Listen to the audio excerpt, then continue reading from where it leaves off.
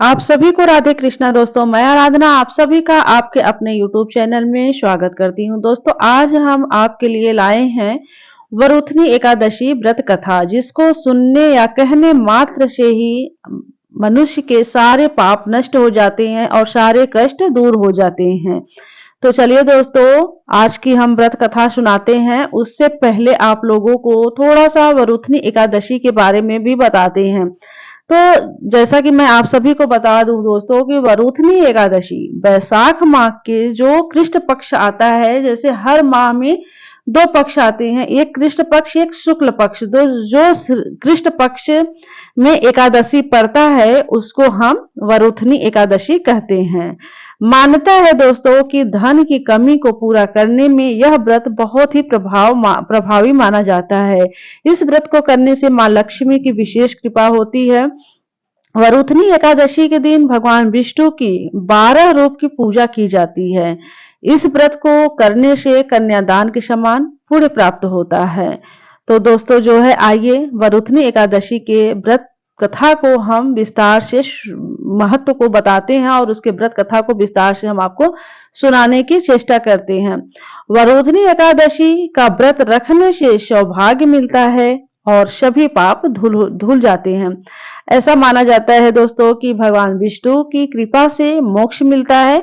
वरुथनी एकादशी का व्रत बहुत ही फलदायी है। अगर किसी ने गलती से भी कोई पाप कर दिया है तो वह भी खत्म हो जाता है। भगवान विष्णु के आशीर्वाद से वरुथनी एकादशी व्रत करने वाले को मोक्ष की प्राप्ति होती है। इस दिन व्रत करने वाले को व्रत कथा का पाठ करने पर ही संपूर्ण फल प्राप्त होता है।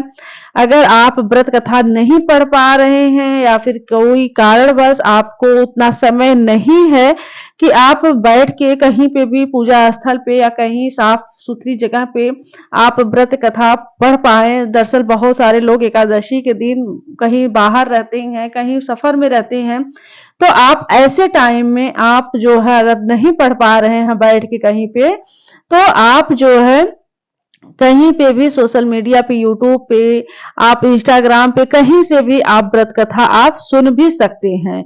इसको कहने या सुनने मात्र से मनुष्य को संपूर्ण फल की प्राप्ति होती है। सारे पाप नष्ट हो जाते हैं, सारे कष्ट दूर हो जाते हैं। तो चलिए दोस्तों, हम वरुथनी एकादशी व्रत कथा को को सुनाते हैं। उससे पहले आप लोगों से रिक्वेस्ट है कि प्लीज आप लोगों को अगर ये व्रत कथा आप लोगों को अच्छी लगे तो लाइक करके अपने फ्रेंड्स फैमिली में शेयर कर दीजिएगा, ताकि वो भी मतलब कि पुण्य के भागीदार बने। और जो है लाइक करके शेयर कर दीजिएगा और कमेंट में राधे कृष्णा जरूर लिख दीजिएगा। तो चलिए दोस्तों, आज की हम व्रत कथा आपको सुनाते हैं। भगवान विष्णु ने एक बार जो है धर्मराज युधिष्ठिर को वरुथनी एकादशी का महात्म्य बताते हुए कहा कि हे राजेश्वर, वैशाख माह के कृष्ण पक्ष की एकादशी को हम वरुथनी एकादशी के नाम से जानते हैं। वरुथनी एकादशी जो है वैशाख मास के जो कृष्ण पक्ष में पड़ता है उसको जो है वरुथनी एकादशी के नाम से जाना जाता है। यह सौभाग्य देने वाली, सब पापों को नष्ट करने वाली तथा अंत में मोक्ष देने वाली व्रत होती है। इस एकादशी का व्रत करने से कन्यादान के समान पुण्य के फल की प्राप्ति होती है। तो प्राचीन काल में नर्मदा नदी के तट पर मांदता नामक राजा जो है राज्य करते थे। वह अत्यंत दानशील तथा तपस्वी थे। एक दिन जब वह जंगल में तपस्या कर रहे थे, तभी न जाने कहां से एक जंगली भालू आया और राजा का पैर चबाने लगा। राजा पूर्ववत अपनी तपस्या में लीन रहे। कुछ देर बाद पैर चबाते चबाते भालू राजा को घसीटकर पास के जंगल में ले गया। वहां पे राजा बहुत घबराया, मगर तापस धर्म अनुकूल उसने क्रोध और हिंसा न करके भगवान विष्णु से प्रार्थना की कि करुण भाव से भगवान विष्णु को पुकारा। उसकी पुकार सुनकर भगवान श्री हरि विष्णु प्रकट हुए और उन्होंने चक्र से भालू को मार डाला। राजा का पैर भालू पहले ही खा चुका था। इससे राजा बहुत ही शोकाकुल हुए। उन्हें दुखी देखकर भगवान विष्णु बोले, हे वत्स, शोक मत करो, तुम मथुरा जाओ और वरुथनी एकादशी का व्रत रखकर मेरे 12 अवतार मूर्ति की पूजा करो। उसके प्रभाव से पुनः सुदृढ़ अंगों वाले हो जाओगे। इस भालू ने तुम्हें जो काटा है यह तुम्हारे पूर्व जन्म का अपराध था।